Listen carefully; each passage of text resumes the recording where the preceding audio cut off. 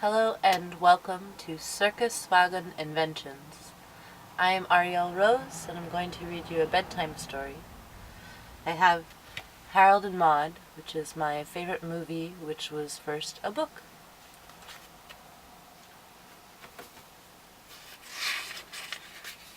Harold and Maude by Colin Higgins. It's very provoking, Humpty Dumpty said, after a long silence, looking away from Alice as he spoke, to be called an egg. Very, through the looking glass of Lewis Carroll.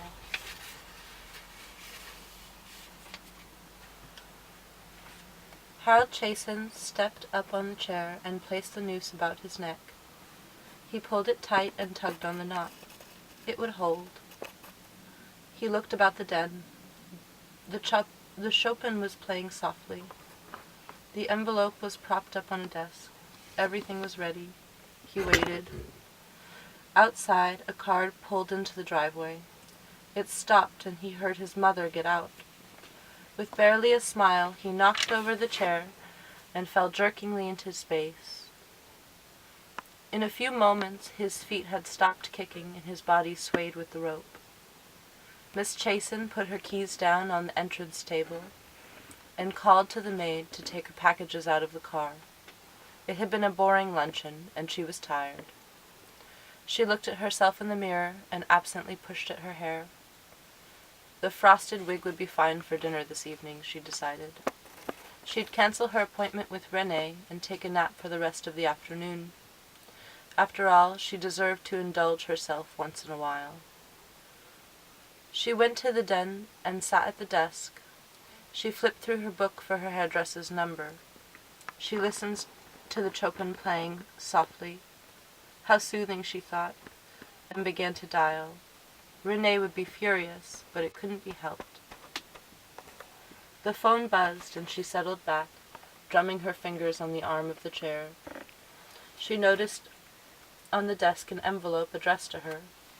She looked up and saw, suspended from the ceiling, the hanging body of her son. She paused.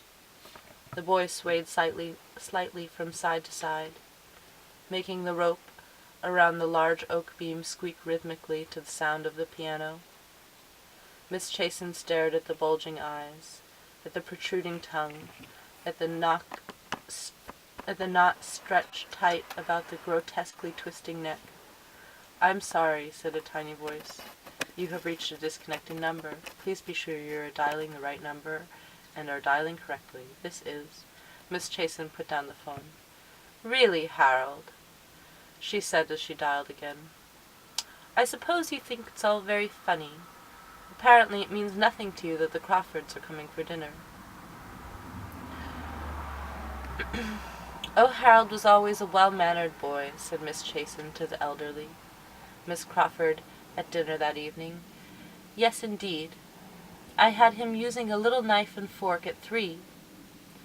He was never any trouble as a baby, although he was perhaps more susceptible to illness than the average child. He probably got that from his father, because I've never been sick a day in my life.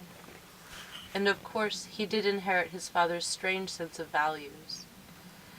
That penchant for the absurd. I remember once we were in Paris.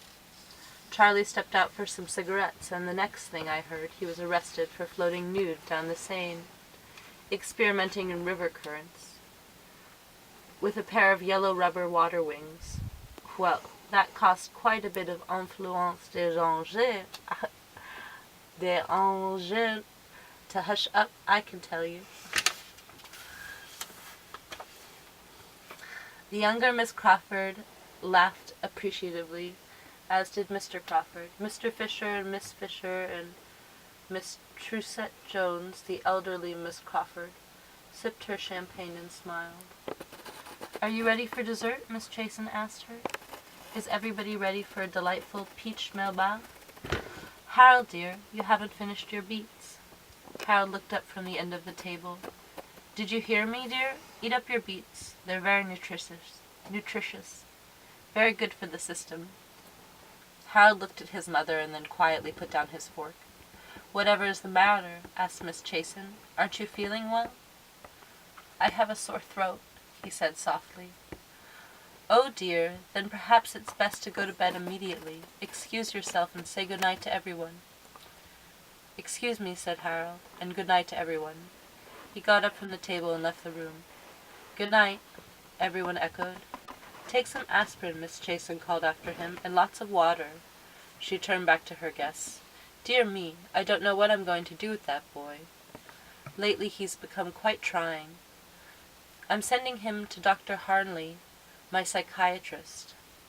And of course my brother Victor, the Brigadier General, keeps telling me that army is the answer. But I don't want him off in some jungle battling natives. That's how I lost Charlie. Of course Charlie wasn't battling. He was photographing parrots in Polynesia when that... "More champagne," cried the elderly Miss Crawford, and burped. "Mother," said young Miss Crawford. "Mother, please," said Mr. Crawford. "I'm sorry," said the elderly Miss Crawford. "I thought I saw a bat." A momentary silence overtook the table until Mr.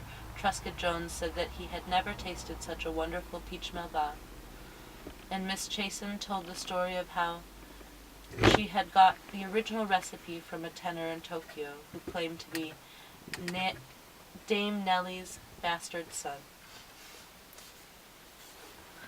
Why they bring that old woman to parties, Miss Chasen thought, as she sat down at her vanity table and took off her wig, is beyond anyone's comprehension.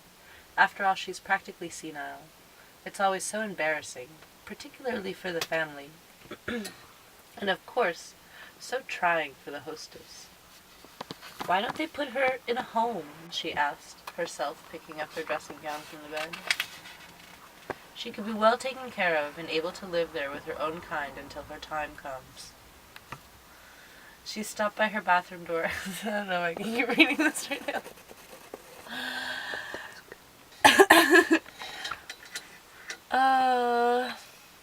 It's maybe time to have a smoke and head to bed. A little piece of Harold and Maude. Lovely to share my bus and house with you. And I hope you have beautiful, wonderful adventures, and good night.